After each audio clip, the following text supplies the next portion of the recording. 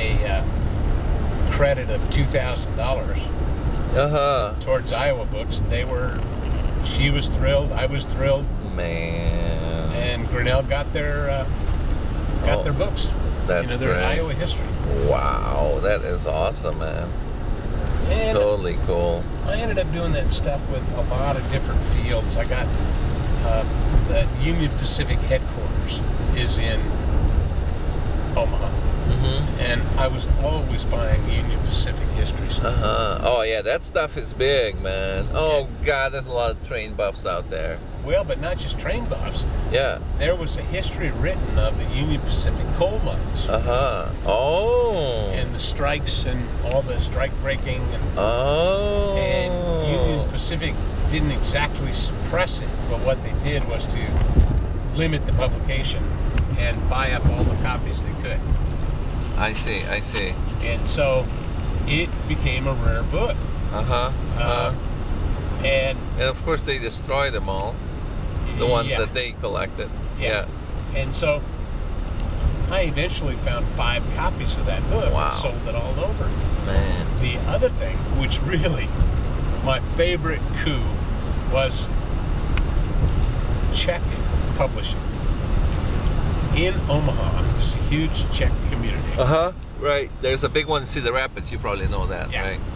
Well, it turns out that the Czech publishing company in Omaha never copyrighted any of their books because they had the only Czech type in America.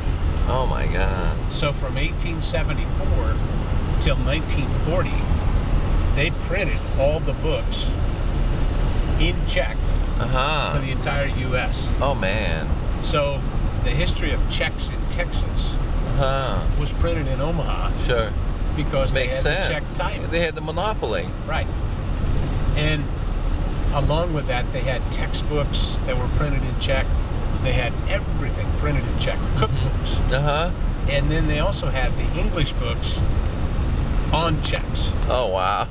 So the whole shebang. I mean, the whole 9 yards was there. And they existed in South Omaha for, almost 100 years. And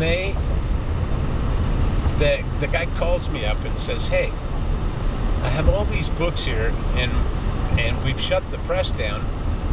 My father died, and so we don't have anybody who prints anymore. So we're selling the building. Could you come down and look at the books?" And I said, "Yeah, sure."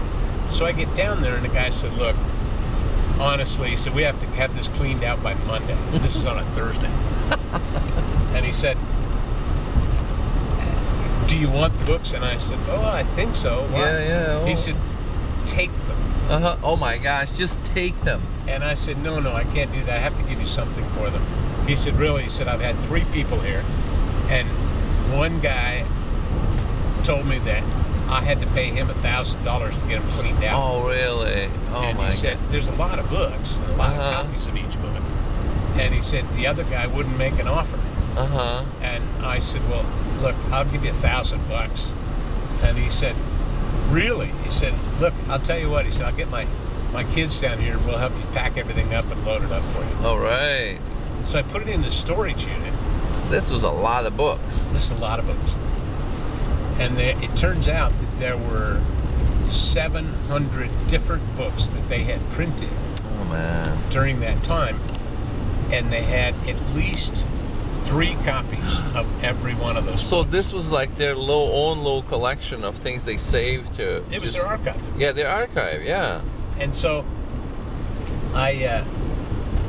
they also had 100 copies of the history of Czechs in Texas. Wow. Which at that time was selling for about $200 a piece. Way to go. And so I took everything out and I did it slowly because I didn't have that much money in it. Yeah. And listed everything. And then during that time I had a customer who was the head of the rare book collection at the Library of Congress. A man named Mel Edelstein. And Mel, he called me about another matter, and I asked him about these Czech books. He said, "Well, I'll get back to you." And couple of days later, I get a letter from him, and he said, "Look, those guys didn't copyright anything, so we have nothing in the Library of Congress up there." Oh, So we only have about 5 books that they've done. oh man. And he said, We found those by chance only. Right. And he said, "We'd love to buy the whole thing." Oh my You know, God. and I said, "Well, I've got a complete set of everything they printed." The guy almost fell off And he the said- cliff, man. He said, "We'll take it all." He said, "I Oh, want that set." Oh man. And so I think I sold it for about $13,000 for the set. Dang. And then I had another set. And this is years ago. I mean, this is at least 15 or so years ago. Yeah. So we're talking, I mean, 13,000 today, it's at least 20,000, 25. Like closer to 35. Yeah. So then I Right. had a complete set of that I sold to University of Texas at Austin because they have big Czech communities there. Oh, in Texas. wow. And Man. Holy smokes. then